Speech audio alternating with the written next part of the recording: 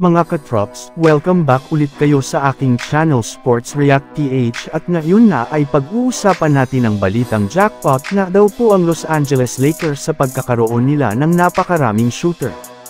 Pag-uusapan na rin nga natin ngayon dito sa ating panibagong video ang nakakagulat na ibinulgar na balita ni Coach Darvin Ham.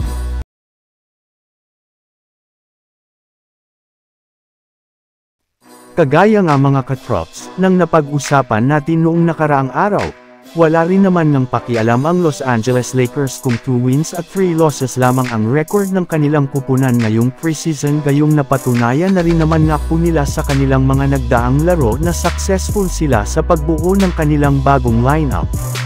Sa katunayan, mas maswerte pa nga sila ngayon gayong meron na nga silang napakaraming shooter sa kanilang kupunan sa backcourt man yan, wing at maging sa frontcourt at lahat nga ng mga ito ay hindi takot na tumira sa 3-point line.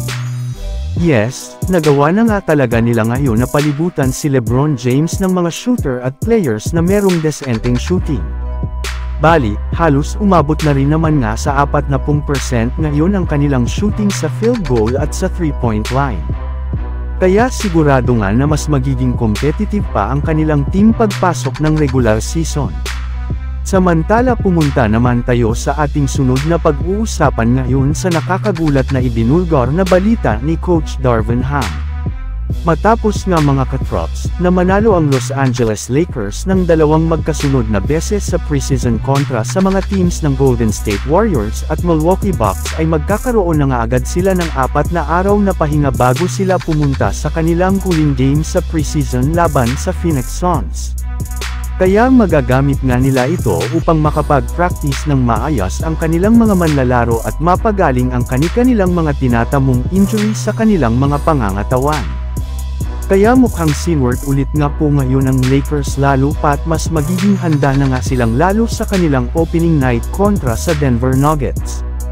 Pero syempre bago pa man nga pumasok ang Lakers sa regular season ay ibinulgar muna nga ng kanilang head coach na si Coach Darvin Ham na gagamitin na nga nila sa kanilang next game kontra sa Phoenix Suns ang kanilang official starting lineup at ang rotation ng kanilang mga manlalaro. Kaya dapat nga talaga nating pakaabangan ang magiging laro ng Lakers kontra sa Suns na gaganapin pa naman sa October 20. So yun lang nga mga katrops ang handog ko sa inyong storya ngayong araw. Sana nag-enjoy kayo. Please like and subscribe my YouTube channel Sports React PH para sa iba pang storya at update patungkol sa NBA. Kita-kits muli sa ating susunod na video.